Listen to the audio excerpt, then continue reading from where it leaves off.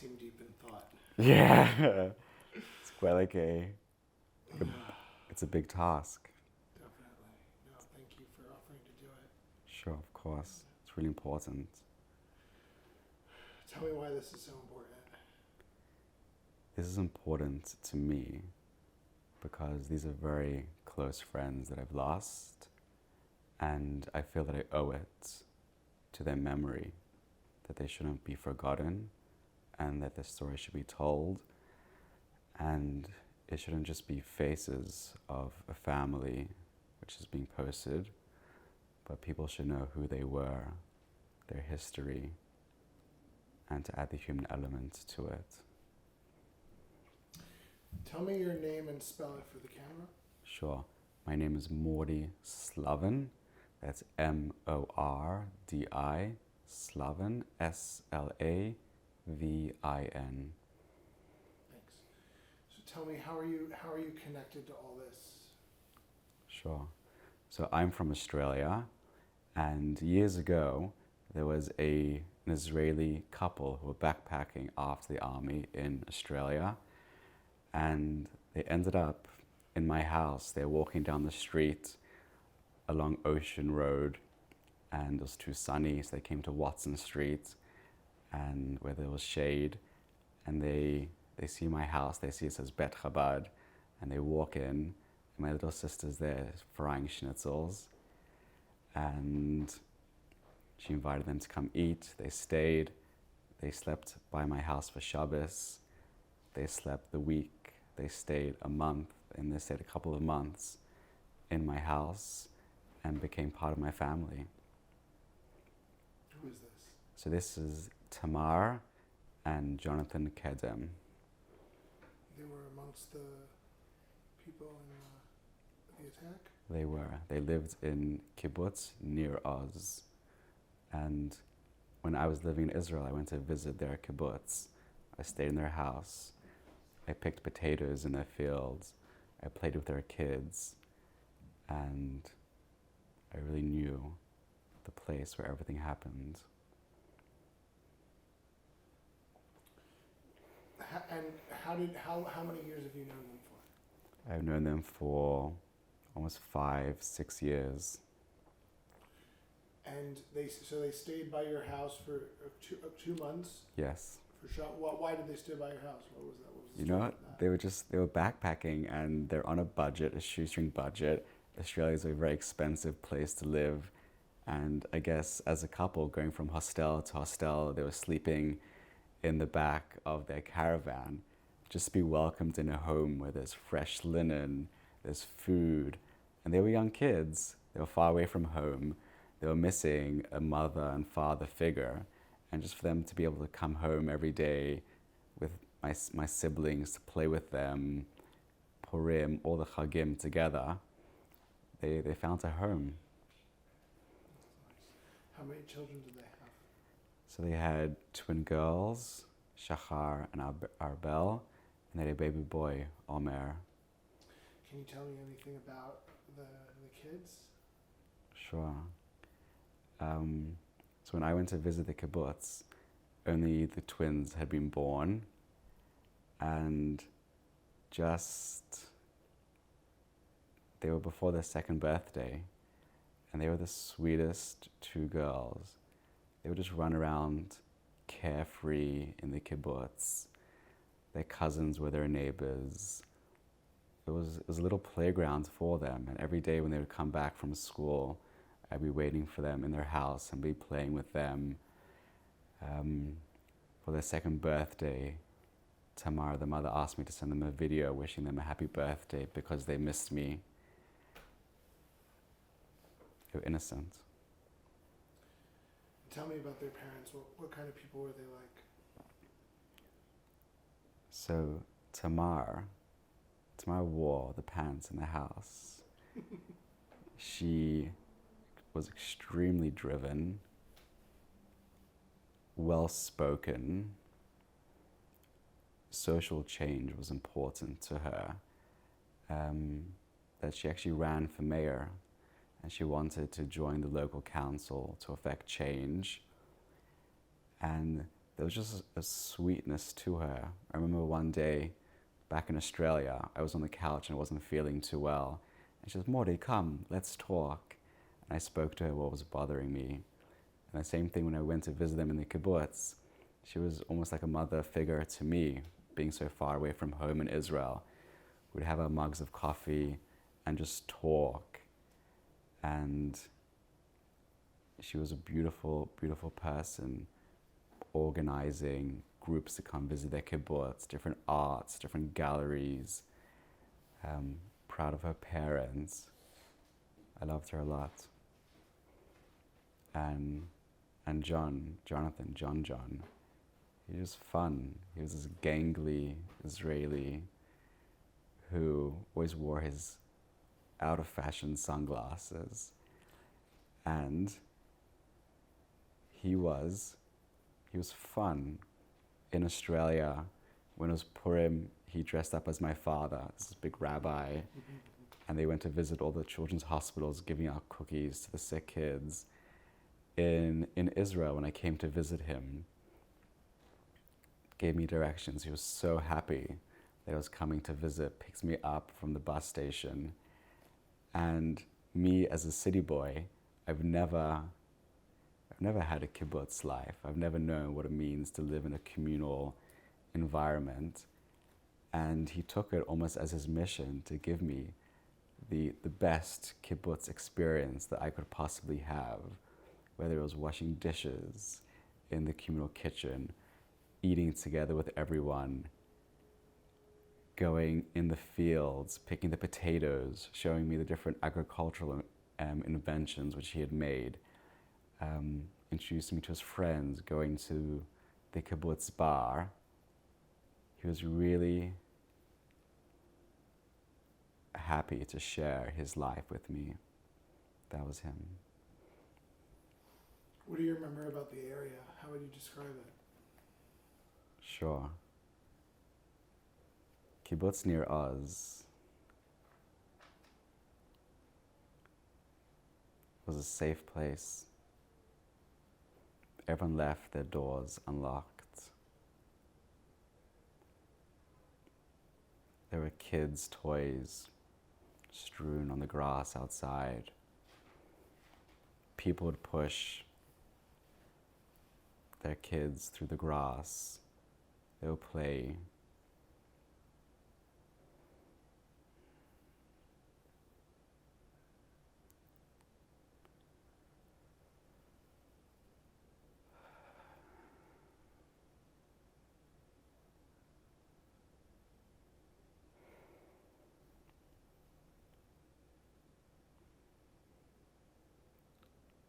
It was a wholesome place. It was one big family. Everyone did their parts, whether it was in the laundry, in the kitchen. There was a sense of camaraderie, and there was a beautiful sense of community. I felt welcome. And it was the best place to raise a child.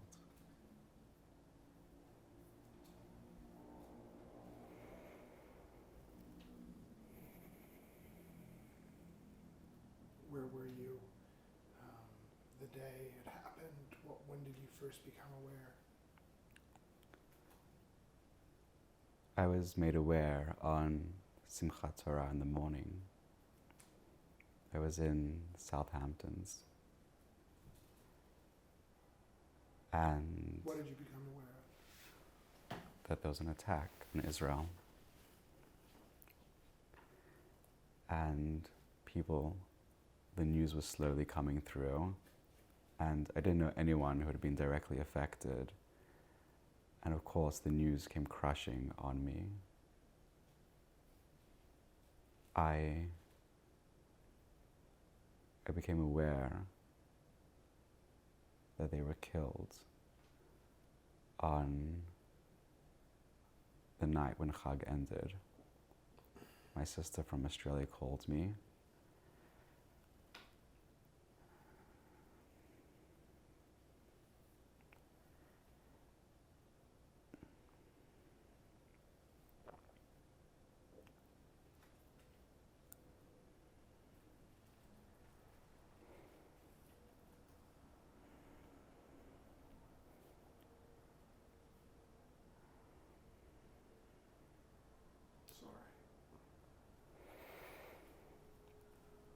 And she told me that their kibbutz had been attacked.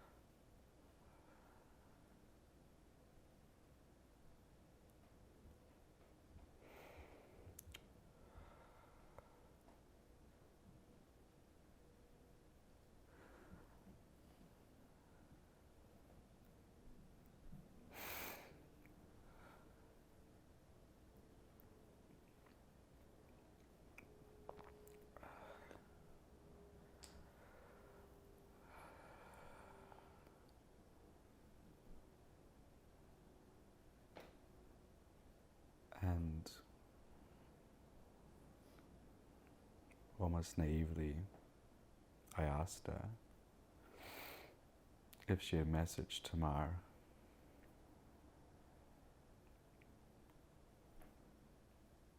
Then there was silence.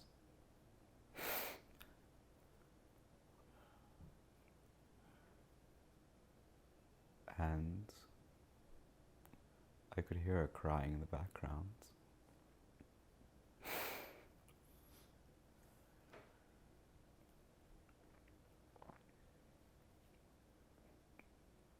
And it didn't make sense.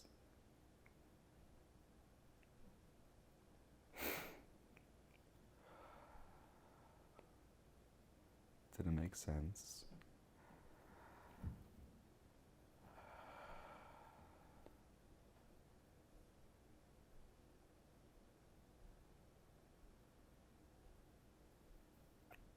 And we sat on the phone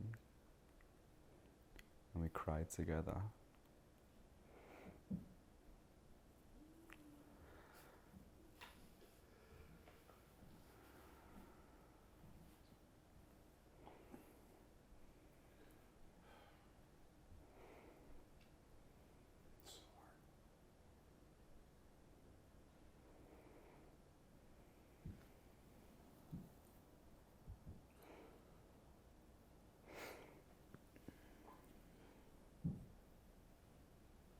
How did you know? How did you find out?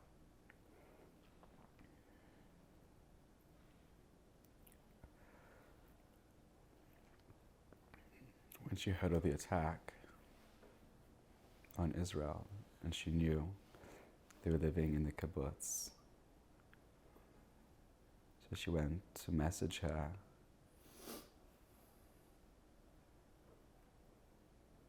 And as she's about to message her,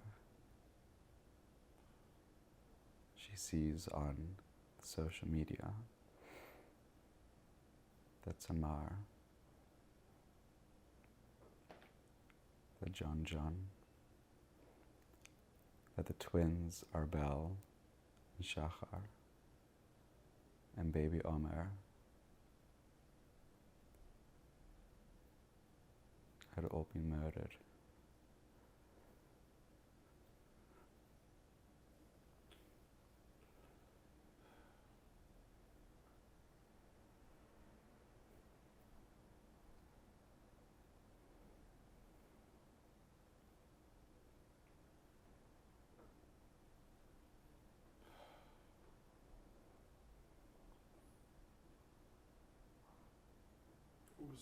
You said you started to cry with your sister.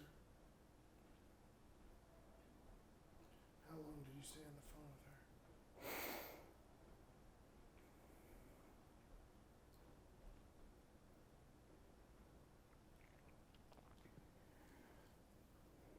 She called me.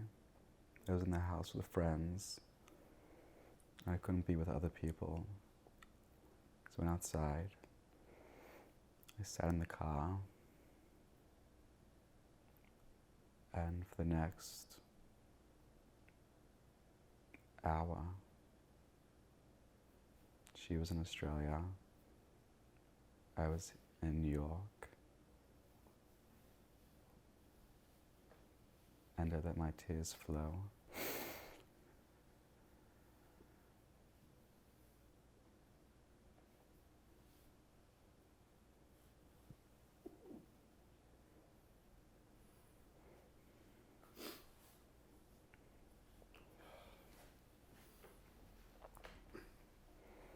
Tell me more about who they were.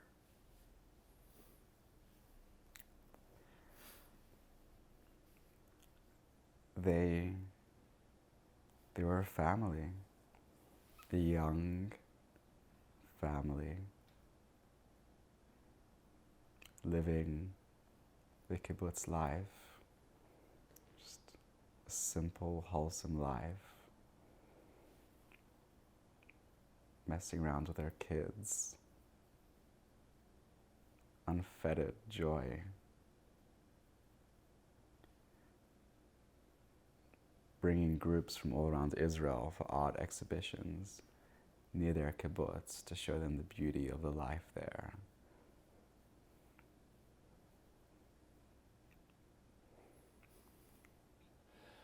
Jonathan, always trying to think how to grow the potatoes better.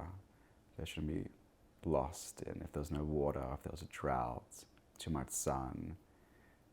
They'd invented this new technique to cover the earth in this dark clay to be able to grow the potatoes better. And he was so proud of it, and he showed me the aerial photos before and after.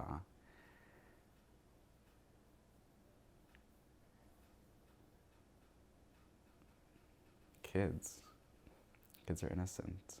Kids are fun. Growing up on a kibbutz is a wholesome life. You're there. Your cousins are 2 doors down from you. You can walk in whenever you want. You have a dog.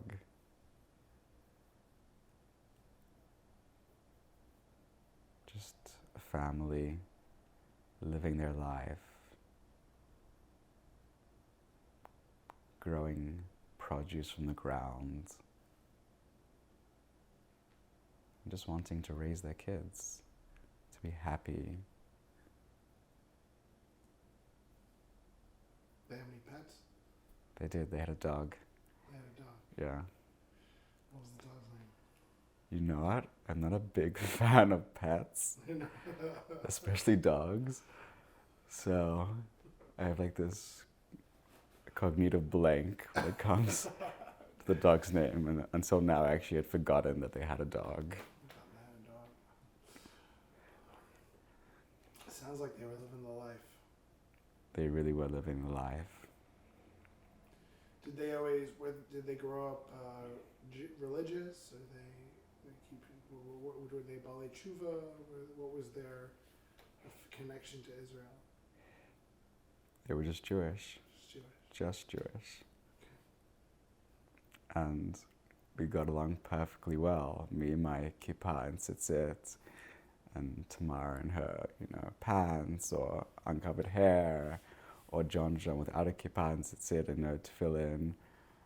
It didn't really matter. They were just Jewish people, as I was.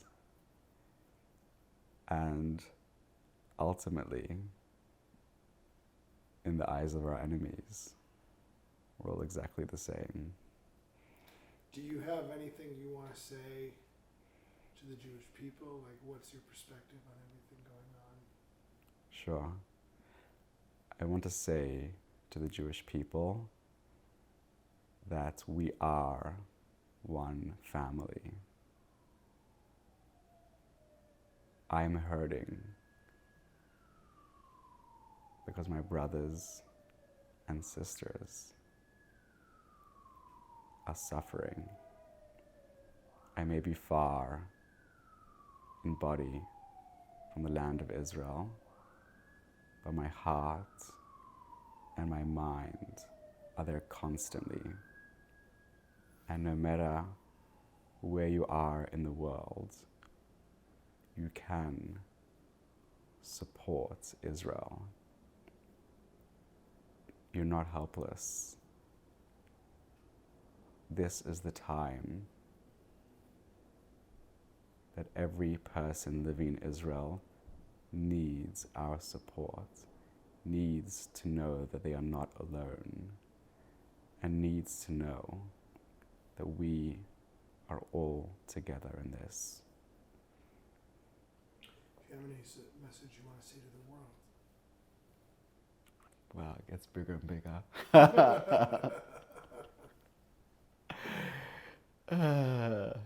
My message to the world.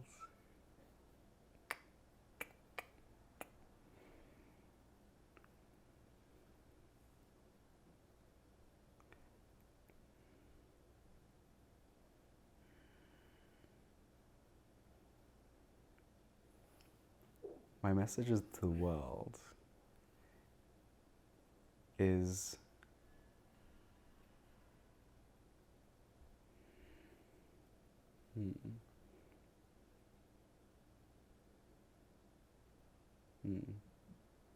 My message to the world is to leave your echo chambers. Go talk to someone who believes in something different to you. Allow yourself to have an authentic conversation, which may prove you wrong. And don't allow for your biases to shade you from another person's perspective. Take that step into another person's world and have the humility to learn something.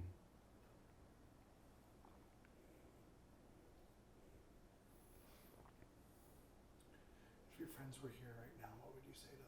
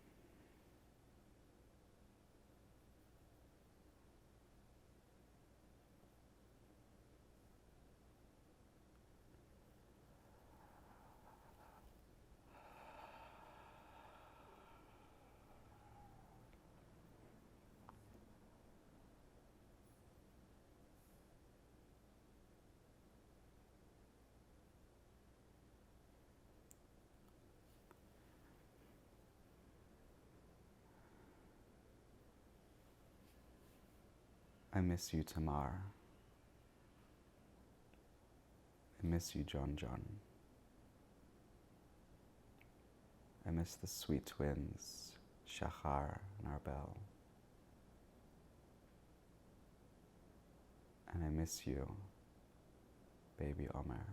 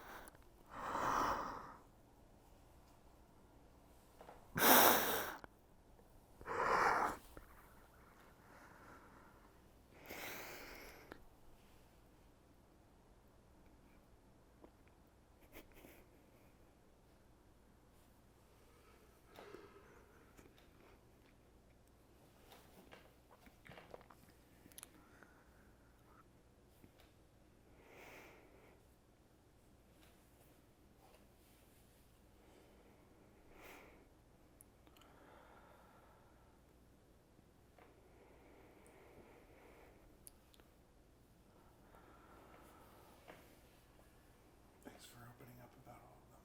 Appreciate it. What else do you want to say to preserve their memory?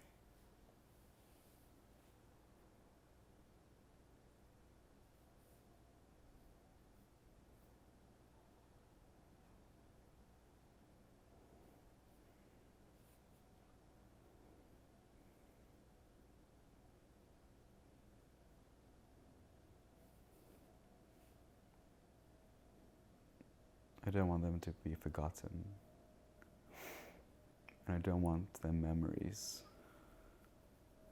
to be associated with hate, baseless hatred.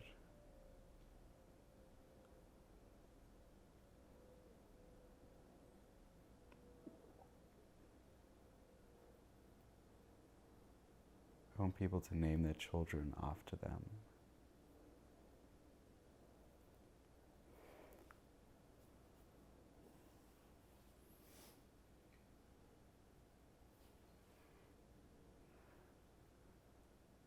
I want their story to be retold. I want their love for the land of Israel to be taken by others when they come.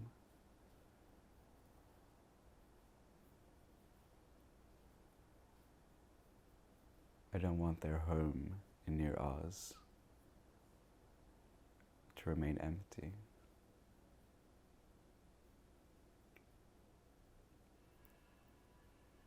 I want the sounds of children laughing, of dinners together, where they were. And I want people, wherever they are in the world, to do one good deed, to step out of their norm, of their comfort zone, with the intention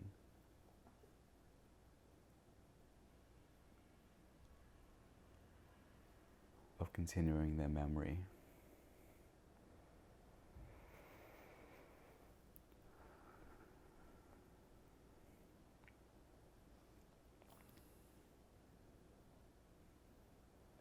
What do you want to say about in regards to Torah and Israel?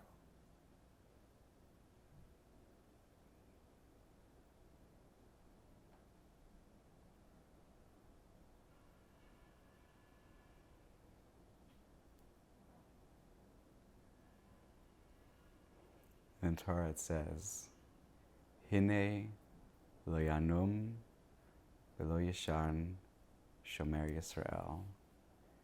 He neither sleeps nor slumbers, the guardian of Israel. We are promised in the Torah that Hashem will protect us It is our land. We will prevail. Because it is our promised land.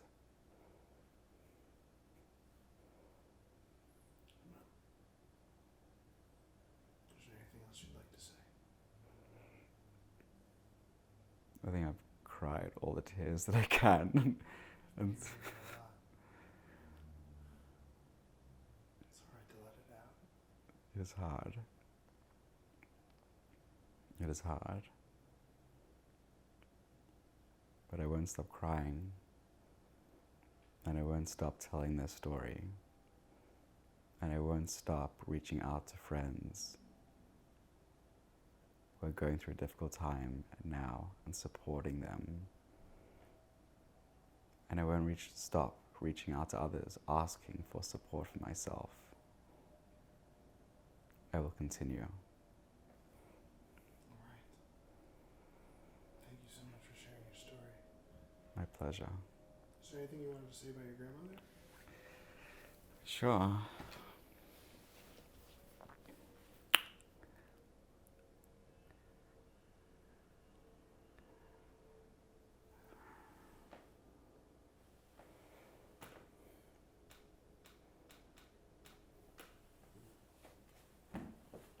Something about,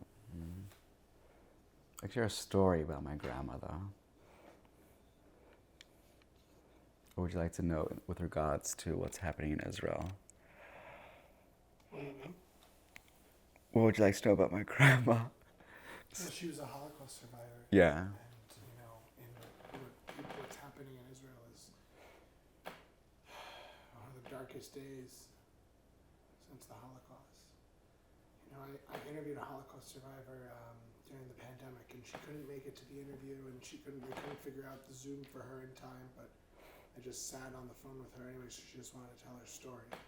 I just put my head down and I listened to this woman telling me her story, and she said that on Kristallnacht, the Nazis they lit their apartment on fire and yelled up to the balcony, "Hey Jew, come here so we can kill you." So she said she felt that she couldn't, if she stayed, she'd be burned. If she left, she'd be shot. And I listened to an interview on NPR of a girl who survived the Nova Festival, which was all about peace. And I just interviewed another girl. She was just telling me it's all about peace, that festival, everything. And this one girl was terrified. She was shaking, and you could feel it on the radio, through the radio. And she said that she was hiding in the bushes, and then all of a sudden she saw that Hamas was burning everything. And she said, if I run out, I'm going to get shot, but if I stay, I'll be burned. And I'm just like, this is like the Jewish people, like we're always stuck in the middle of those things, like either which way we go. And the Israel is like that. It's surrounded by everyone, either which way we go, and then I said to someone, it's like, they say it's a rock and a hard place, and I was like, I don't even feel like it's fair to even use that, because I know my friend was in a taxi in Israel with an Arab driver, and the Arab driver started singing to him that famous passage from the Hadith, the Quran Gemara, Rif Lahavdil. And it was like, if you find a Jew behind the stones and the rocks, the stones and the rocks are going to shout, like, come, here's a Jew. He's like, come and kill him. Like, that's what they like. It's like, this is what we're up against, It's just so, I don't know. It's just been, nobody wants any innocent people to be killed, but it's just like, this is our survival at the same time, and it's just our dignity, and it's just like, what do you want us to do? Nothing. Like, so I guess for my grandmother, having survived the Holocaust, not knowing where her next meal is coming from being homeless, being exiled to Siberia, fatherless, with a mother and all of her sisters,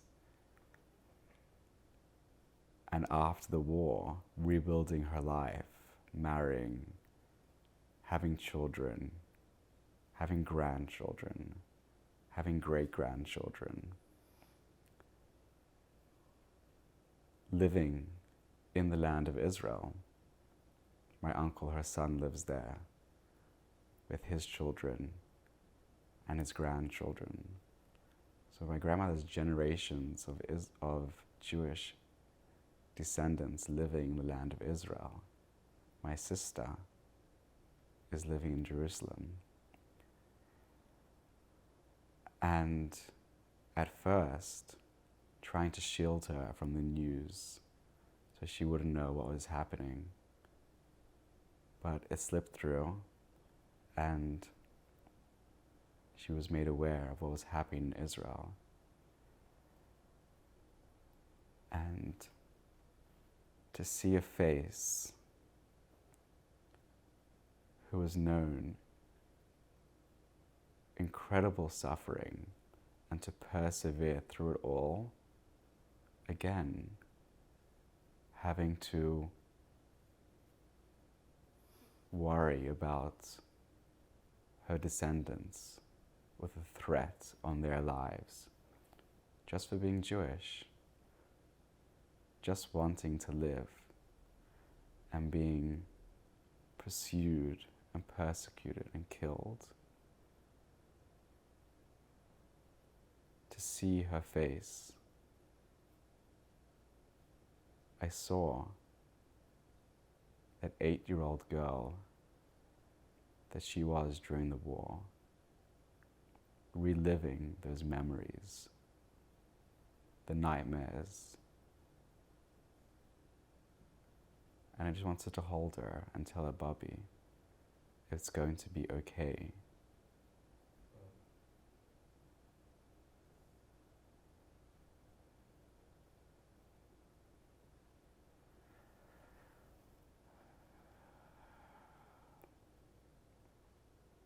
She had pain etched on her face.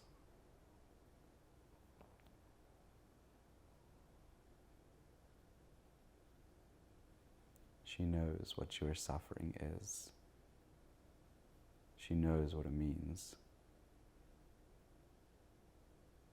to be branded as a Jew.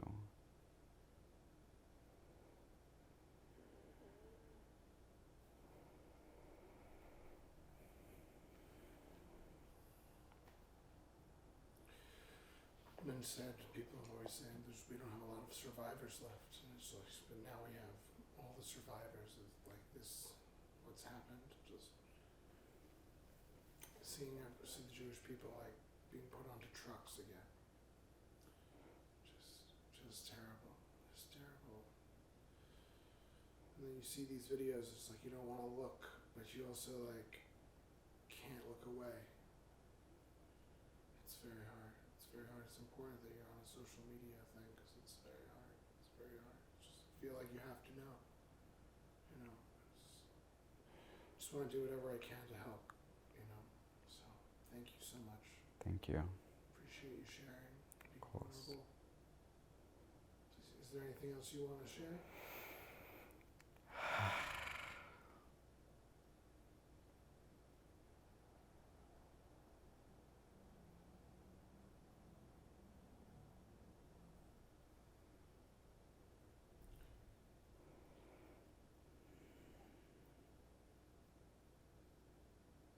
I'm finished.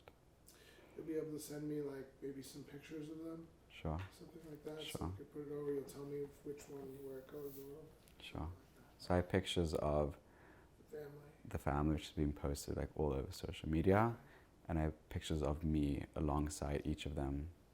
Okay. Okay. Cool. All right. Very good. Can I give you a hug? Of course, I need a hug.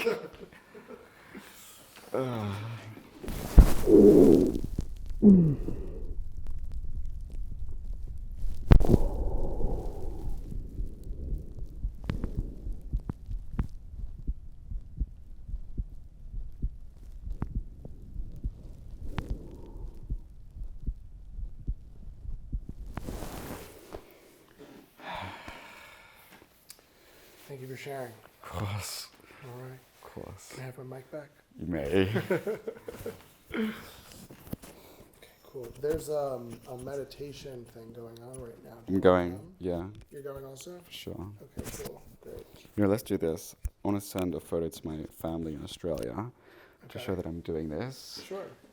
Let me You ask. want to stand by the camera or something? Let or- me see if Miriam's still up.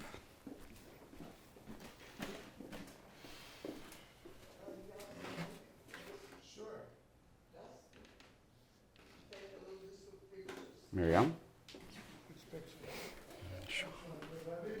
Beautiful. And this one's you? Oh, beautiful. This you? Do you look the same? Do you look the same? I'm the third of 7 girls in a row, and we survived Siberia, Uzbekistan, and all the things. Wow. I have some pictures that quickly, I don't want to take too much of your time, but somehow, see, this is pre-war Poland. There are 7 girls, the oldest didn't want to come with us.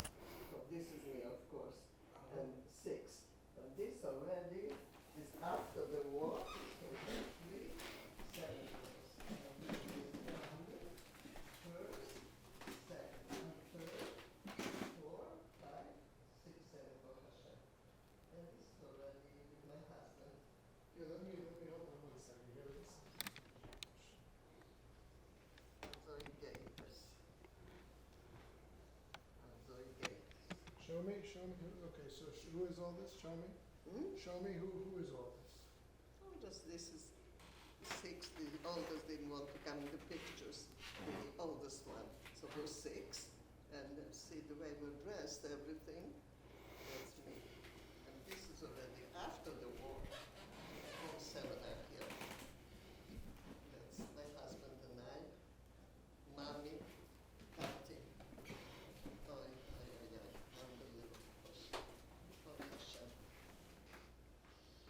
Miriam, Oh, Hashem. could I ask you to take a picture for me?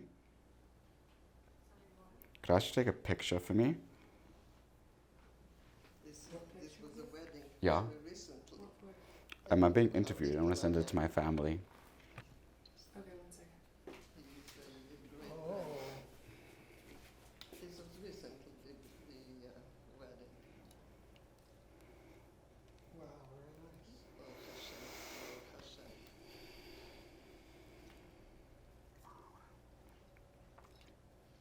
I come from a beautiful home. Oh, Hashem, yeah. From Poland. Oy, oy, oy, oy, oy. Tell me about it. Tell me about your home in Poland. Hmm? Tell me about your home in Poland. They. Oh, that's true. Tell me about your home in Poland. My own Poland. Your home in Poland. Yes, you know, I was 8 years old when the horrible war started. 8 years. Years old. Yes.